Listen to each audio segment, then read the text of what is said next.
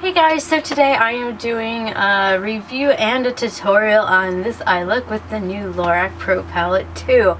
I'm a little late getting this palette. I waited till it came out in stores, but I absolutely love it. I'm not going to swatch it out just because there are so many videos and they've swatched them. I don't think I need to, but let me see if I can get a close-up. So here are the colors. They are absolutely beautiful. I love that it has a white like the first one, but this one's frosty unlike a matte. There's a really nice blue in it, and the purple is absolutely amazing. There is a matte black, which is also really nice. And it has a silver instead of a gold. This jade color is absolutely amazing. All the mattes are on the top, all the shimmers are on the bottom. I mean, you've got all the warm colors and you've got the cool tones. So it is really nice, very versatile. And I absolutely love it. I like it as much as the first one.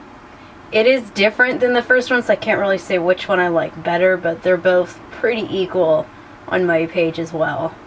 The other nice thing about this palette is it's as good a quality as the first one. They didn't cheap out, or it doesn't have a lot of fallout. Like the glitters, not the glitters, the shimmers are just as good as the other palette.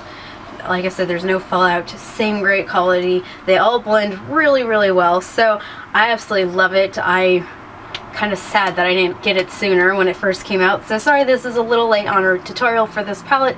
Anyhow, this is what I did. I hope you enjoy it. Okay, so this is the eye, or this is the look we'll be doing. This is the eye we'll be doing. And I went ahead and primed my eyes with the little Lorac behind the scenes eye primer that comes with the palette, which luckily that's the primer I already use. So, gosh, I just love these colors. I'm going to start off, should probably hold it right side up, with this beige color. I'm going to take that, go underneath the eyebrow, and also stick it right in the inner corner of the eye, and that's just going to kind of start as our highlighter. Then we're going to go in with the silver color, which I think it's really nice that this has a silver considering the first one has a gold in it. We're going to stick that on the inner part of the eye. And we're going to go in with chrome, which is right next to the silver. And I'm using the same brush since we're going to be blending them together. I'm going to take chrome and stick it on the rest of the eyelid. And I'm using a nice fluffy brush just because I'm blending as I go. I'll be using a different brush to pack on the silver in a little bit. I'm just going to start blending the two, the silver and the chrome together. Add a little bit more silver. Now for the crease, I'm going to go in with this really nice pink, the Nectar. I'm going to... Okay, if you overdraw the crease a little bit, because as you can see a little bit of the Nectar. I'm going to bring it in quite a bit as well.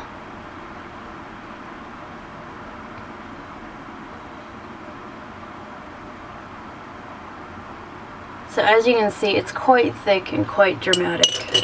I'm going to take my blending brush and blend that Nectar, just so the edges are very nice and soft. I'm going to go back in with that beige and just re-highlight my arch. So now that we have the Nectar in the crease, I'm going to go in with the plum. And I'm going to put that in the crease as well, but I'm keeping it more closer to the eyelid and just right in the socket, so the line's going to be much thinner than the Nectar was.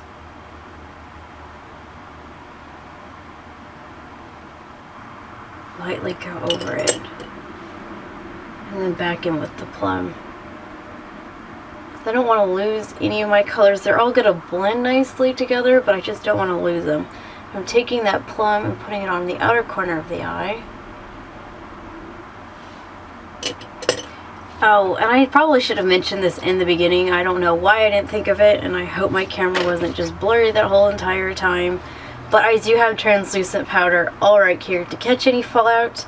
I haven't really used anything too dark, but once you use the blue right here, there is a bit of fallout, at least for me there was. just with the brush and applying it. So I have translucent powder. I don't know if you can tell this side's much powdery than say this side. So if you can, lay that down, or if you're not like me, and then apply your foundation afterwards. It's just because I did my makeup first. So to that lovely blue, the navy, I'm going to go in the outer corner and draw a very thick wing out, and from that wing I'm going to start molding it into a triangle, blending it in with that plum, and just a smidge amount underneath.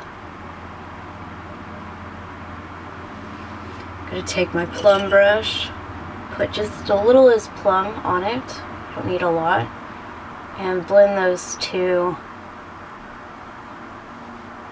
together. And then my blending brush, going to also blend those two together because that's how blending up and out for the navy. By blending it, you just get that really nice fade, ombre, color mix, whatever you want to call it.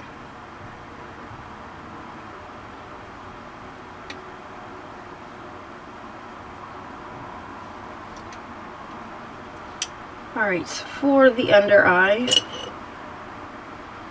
going to go in with that navy again. So for the under part, I'm using the navy, the plum, and I will jump in a little bit with the silver, and also in the very end I will go in with this very last color, the cocoa. So pretty much all the exact same colors we have been using except the cocoa. So trying to keep my fingers out of it. The navy. Add a little bit of plum, and yes, I am just using the same brush just because I'm blending all the colors together.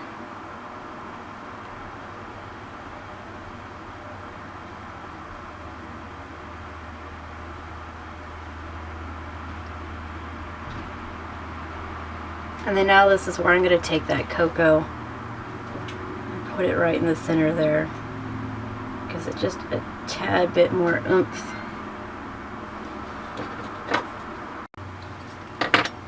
Alright, so to get it to really pop, because as you can see this eye has way more silver than this eye, I'm going to go in with more of a flat brush so that way I can really pack it on, and I'm going to go in there with that silver and pack that in the inner corner. And I'm going to take just a little bit of the snow, which is this frosty color, and put that snow right in the center. Alright, so that's it on the eyeshadow. So now we're going to line the inner rim. I wanted to keep the purple, so instead of lining the inside of my rim with black, I actually used a plum color, and I'm using the Smashbox, the Always Sharp, in the color Violet. So I'm going to line the inside. And oh yes, before I forget, which I did forget, with the palette, just the black right here. I take just a little bit of black, put that along the lash line. And all this is going to do is just give it a little bit more depth, make it look nice and round. And then all I did for the top was line my lash line with the Ink for Eyes, the Urban Decay. Okay, so eyeliner's done, and I am just going to curl my lashes, making sure to get them all. Isn't this exciting, watching me curl my lashes? I thought so. Now I am applying gobs and gobs and gobs of mascara. This is the Too Faced Better Than Sex mascara. I thought this would be fascinating too. I never show you guys this part of my makeup. My goodness, it is hard to talk with mascara. No wonder I don't film this, because it is so incredibly boring to watch. I thought I might share. Okay, so mascara is done. There's a reason I don't film that one. I can't talk through that. And I'm just going to dust off all that translucent powder with all that fallout. Like I said, I already have my foundation on. You don't need to do the translucent powder if you do your foundation last. But I'm weird. I do things backwards. And I do it the other way too. Like I said, weird. Okay, so my camera just randomly quit, so I figured take that as a sign of just shut up and put on my blush. So I did put on blush. This is the Tarte in the Captivating. It's this lovely peach color.